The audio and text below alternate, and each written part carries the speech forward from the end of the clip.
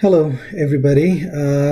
This is a short introduction to the famous gamma function.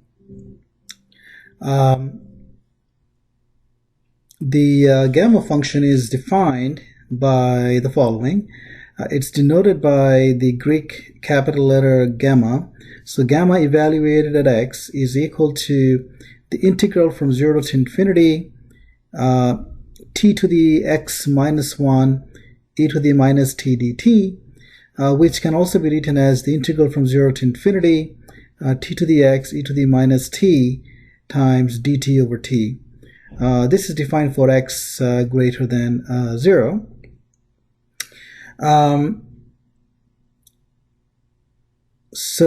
So make sure you understand that you are integrating with respect to t, not x. So x is fixed within this integrand.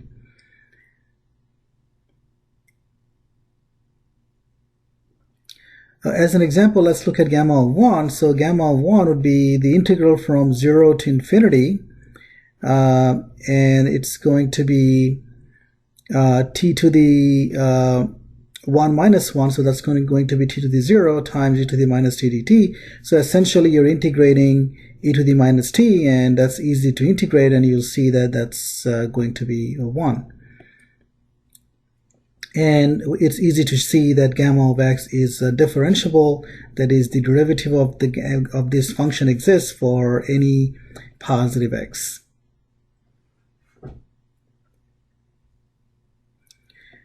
So now what I'm going to do is derive the functional equation for this gamma function. So if I start with gamma of x plus 1, so what is that? By applying this formula, gamma of x plus 1, so instead of x, now you plug in x plus 1, so this will become just x. So gamma of x plus 1 would be the integral from 0 to infinity t to the x e to the minus t dt. So what I do now is I'm going to be applying integration by parts, and if I do that, I'm going to get negative t to the x e to the minus t, which we have to evaluate at the limits and subtract, and then plus the integral from 0 to infinity x t to the x minus 1 e to the minus t dt. Now, if you are used to using u and dv for doing integration by parts, so basically what I did, I took u to be t to the x, and then dv was taken to be e to the negative t dt. Okay, so once you apply the integration by parts, this is what you get. Now you realize that this entire quantity is 0, because when you plug in 0 for t, you get 0, and e to the minus t goes to 0 as t goes to infinity. So this this is contributing 0 only. So we end up with this integral. Now, if you look at this integral, you're integrating with respect to t, so therefore you can take x outside of the integral. So if you take x outside of the integral, what remains is exactly gamma of x. So take the x out, you end up with gamma of x here. So what we get is gamma of x plus 1 is equal to x times gamma of x. And this equation is known as the functional equation for this gamma function.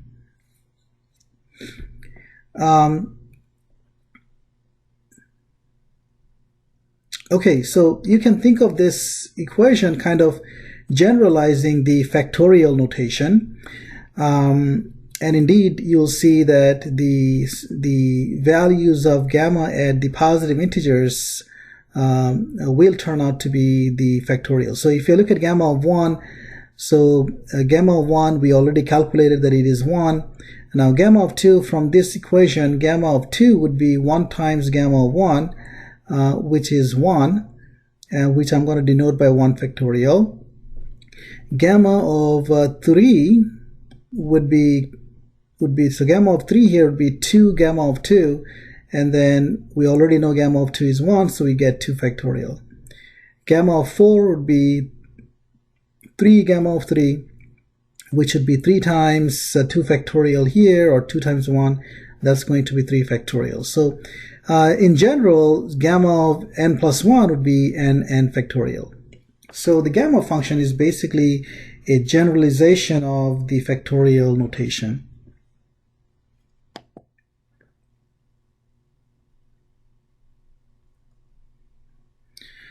Here's the fact: gamma of half is root of pi. So now I'm missing a parenthesis. The gamma of half is kind of it is actually the Gaussian integral. So we already know, that the value of the Gaussian integral. So it's almost it's off by root of 2 here, but gamma of half is essentially the Gaussian integral, and we know that how to calculate that. And gamma of half turns out to be root of pi. So what is gamma of 5 half then? The gamma of 5 half would be gamma of 3 half plus 1, which would be 3 half times gamma of 3 half. Now what is gamma of 3 half? Which it'll be half times gamma of half, because 3 half is half plus a 1. So it'll be half gamma of half by our functional equation. And now gamma of half is root of pi, so at the end we get 3/4 root of pi.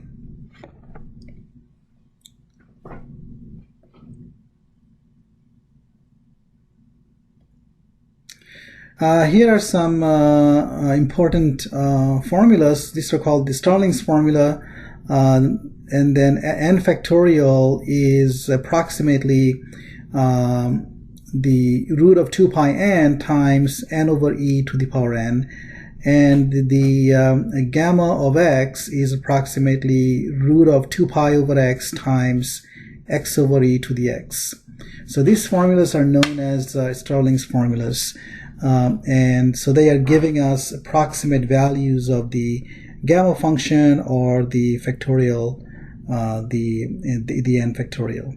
Okay, so this would be it on the gamma function, and when we, in the next video, we start talking about the gamma distribution, where we will be using the gamma function. See you then.